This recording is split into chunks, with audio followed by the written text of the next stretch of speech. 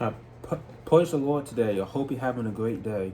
Today, I'd like to speak on Luke 18:27. Luke 18:27 says, "And he said, the things which are impossible with men are possible with God."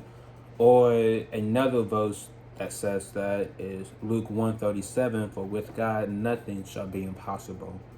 But today, for a bit, I want to talk on the purpose of the low place. And I have three examples on which I would try to context that and try to hit the point home. The first example that I have that is Joseph. We know the story of Joseph very well, how he was his father's favorite, sold into slavery by his older siblings, and then so on forth. He gets down to Egypt, all the way to becoming second to Pharaoh, and then coming into contact with his siblings. Now, on one part, when Joseph got to Egypt, his low place was in that prison, and in that time of being in that prison, is other regarded as a low place we can think of, Joseph, God took the time necessary, and Joseph patiently honed in the spiritual gifts and aspect that God blessed him with, as we read about in Genesis. And then fast forward to when he becomes second Pharaoh in Egypt. His brothers, they already put themselves in that low place mentally when they lied to their father about the whereabouts of Joseph. But when Benjamin came along the scene, they had a transformation of heart, a transformation of mind, as we've seen, as they treated Benjamin a lot better than they treated Joseph, as they saw how it affected their father, and that touched them greatly.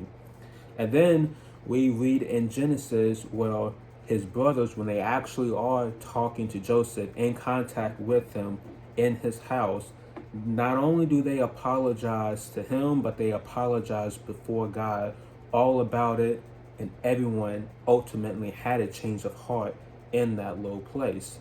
The second example that I like to touch on is Jonah in the well. When Jonah was given a direct command to go to the city of Nineveh and preach and tell the good news, but he ultimately chickened out, and as a result of that, he got placed in the belly of a whale. When he got to that well, he realized what he did was wrong. He realized that we can't outrun.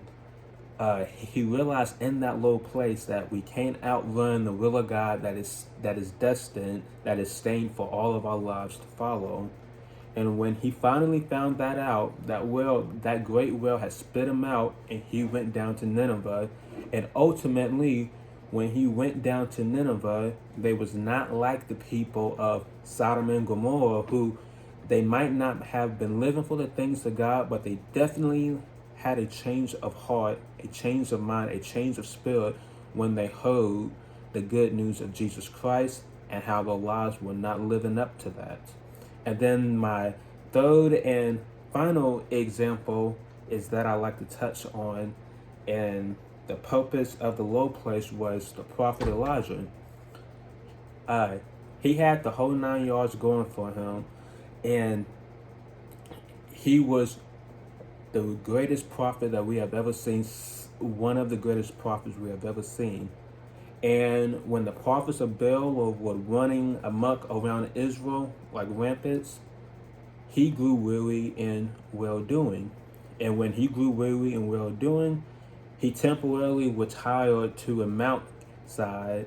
And in that mountainside, God sent a comforting angel to give him bread and water twice. And that ultimately, in that low place that the prophet Elijah was in, he ultimately felt at his weakest points, and the Spirit of God literally, physically, and mentally and spiritually strengthened him to go on to the next journey. I hope what I had to say definitely fell on some ears, and have a great time. Have a great night.